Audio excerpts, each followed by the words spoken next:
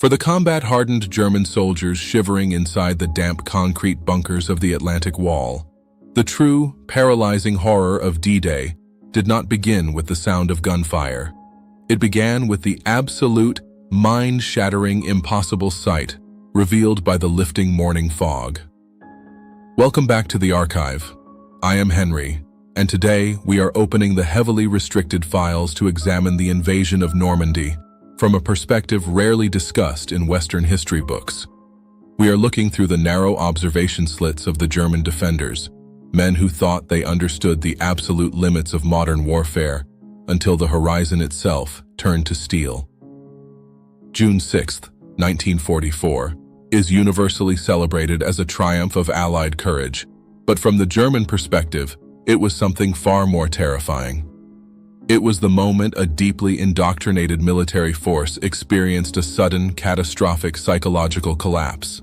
To understand this, you must understand the mindset of the men manning the defenses, particularly at sectors like Omaha Beach.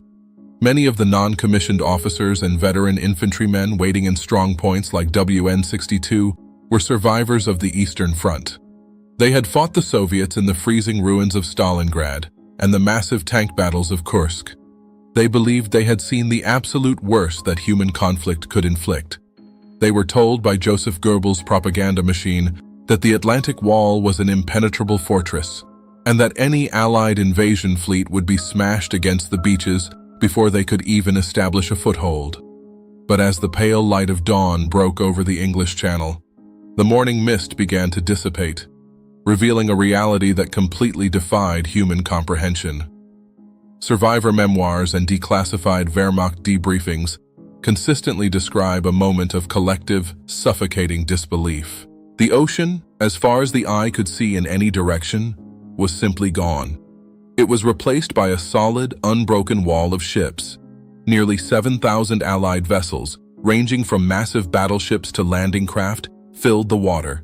There were so many ships that German artillery observers frantically calling back to their command posts could not even provide accurate coordinates. The targets were everywhere. The psychological impact of this sight cannot be overstated.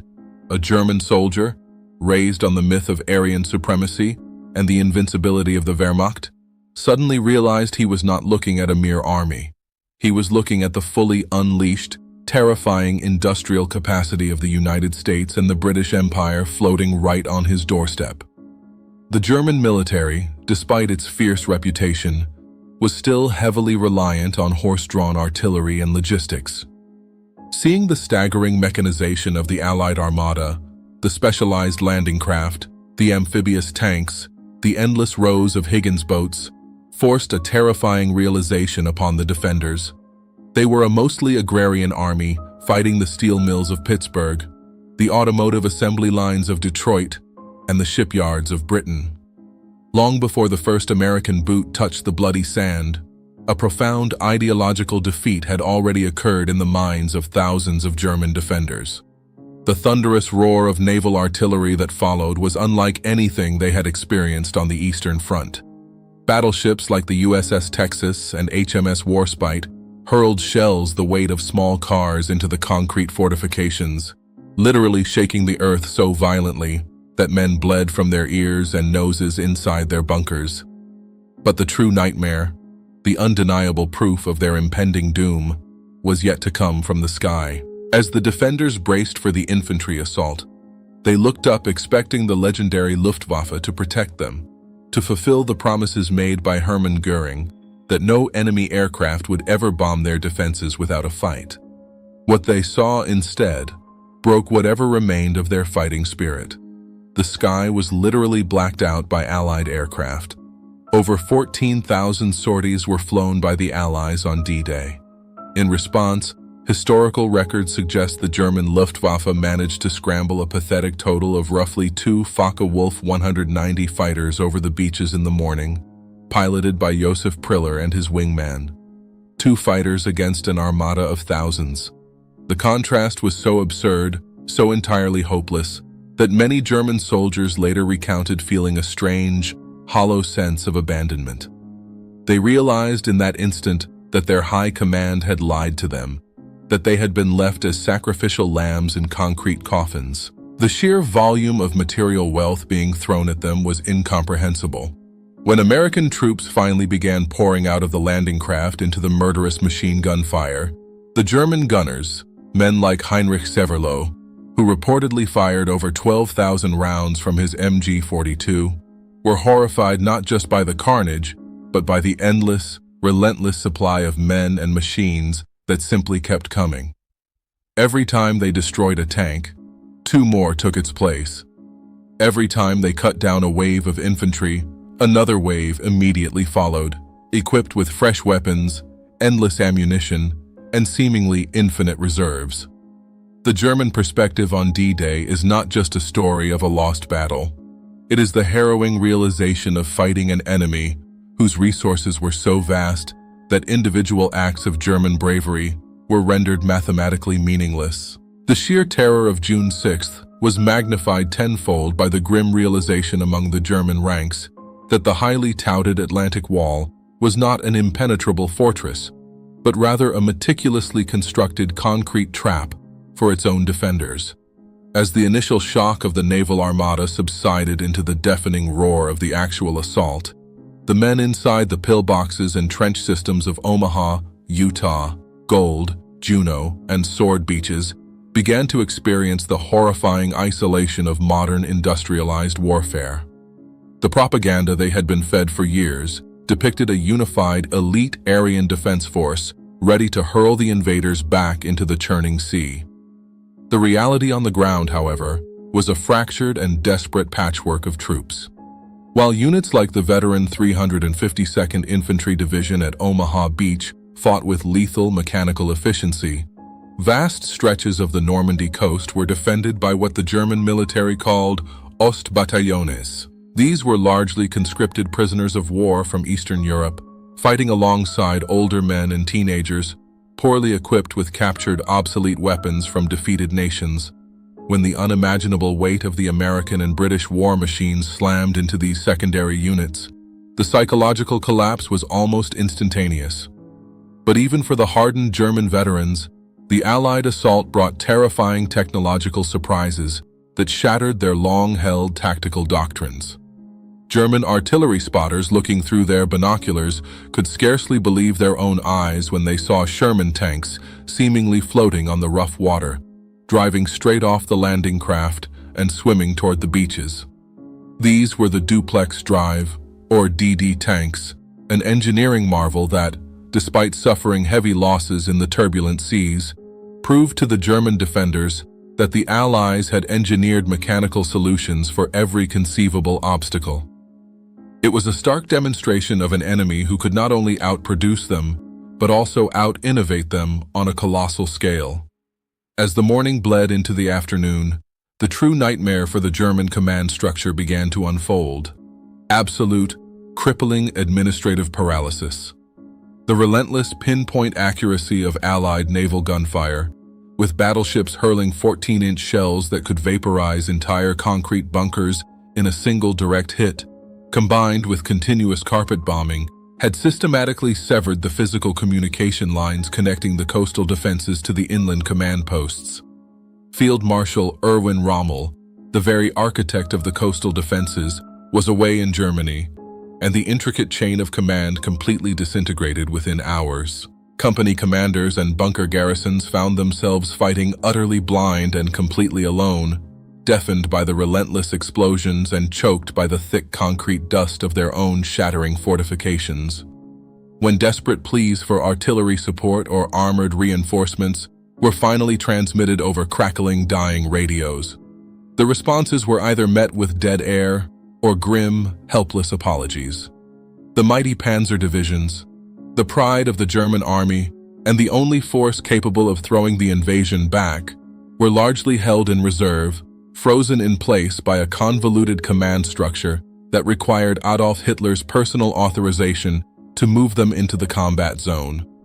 And Hitler, according to numerous historical accounts and memoirs of his inner circle, was asleep, having taken a heavy sedative the night before, and his generals were simply too terrified of his wrath to wake him, This administrative paralysis at the absolute highest levels of the Third Reich meant that the soldiers bleeding on the beaches were effectively abandoned to their fate.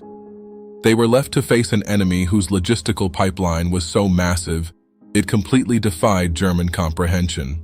While Wehrmacht commanders were fiercely rationing artillery shells and begging for aviation fuel that simply did not exist, they watched in absolute horror as the Allies began landing not just combat troops, but heavy bulldozers, massive cranes, and the prefabricated components for giant artificial harbors known as mulberries.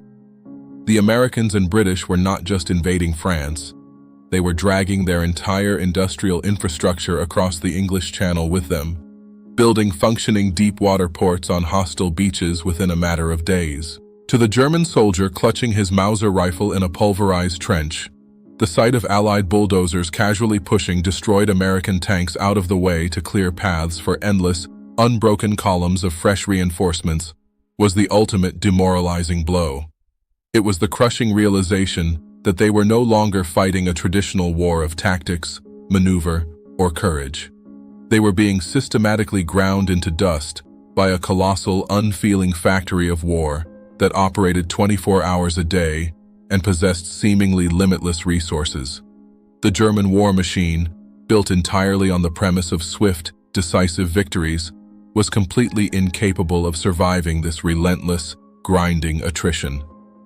The defenders of the Atlantic Wall were not just being beaten on the battlefield, they were being mathematically eradicated by a civilization that had turned the very act of warfare into a supreme, unstoppable industrial process.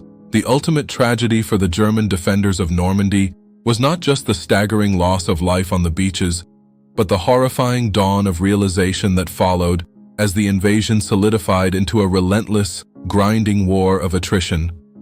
As the surviving Wehrmacht and Waffen-SS units retreated into the dense, ancient hedgerows of the Bocage country, they were forced to confront a truth that completely shattered their deeply ingrained ideological programming. For years, the Nazi propaganda apparatus had convinced these men that the decadent, democratic nations of the West lacked the fighting spirit and the martial purity required to defeat the Third Reich. But looking across the shattered French landscape, the German soldier saw a terrifyingly efficient, well-fed, and endlessly supplied adversary. The contrast in logistics was not just a military disadvantage, it was a profound psychological blow. While German units were desperately relying on horse-drawn carts to move artillery shells and scavenging for mere drops of synthetic fuel to keep their few remaining panzer tanks operational, the skies above them thundered continuously with Allied cargo planes dropping supplies. The German frontline soldier, surviving on meager rations and fighting with weapons that were breaking down, watched in sheer disbelief as American troops advanced behind endless columns of Sherman tanks, half-tracks, and fleets of 2.5-ton trucks carrying fresh troops, hot food, and unlimited ammunition. Captured German diaries and post-war interrogations reveal a recurring, haunting theme: the absolute despair of fighting an enemy who could seemingly replace a destroyed tank or a fallen soldier within hours.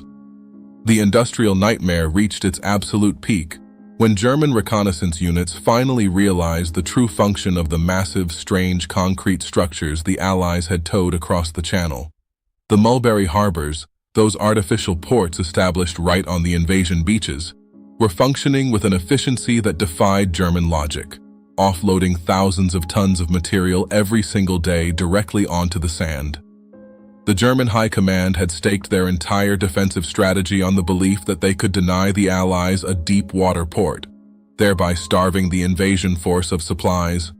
By bringing their own ports with them, the Americans and British had bypassed the German strategy entirely, proving that Allied engineering could conquer not only the German army, but nature itself.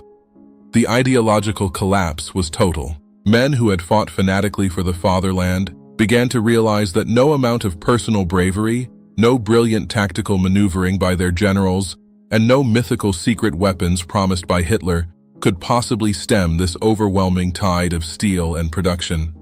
The Battle of Normandy, from the perspective of the men in the bunkers, was not a contest of courage. It was an execution by industrial mathematics. The German army was being methodically bled dry, suffocated under the weight of an enemy whose factories in Michigan and shipyards in Scotland were operating far beyond the reach of German bombers. When the Falaise pocket finally closed in August of 1944, effectively destroying the German army in France, the hundreds of thousands of exhausted, ragged German soldiers marching into captivity were men who had been fundamentally broken.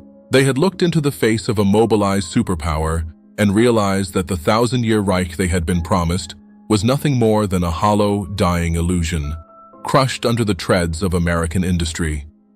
Thank you for stepping into the archive with me today to explore this darker, more complex side of the invasion. If you believe in examining history from every angle, no matter how uncomfortable, please subscribe to this channel and help us open more restricted files. We have many more declassified chronicles waiting in the shadows. Keep questioning the narrative, and remember that history is never fully written. I am Henry, and the archive is now closed.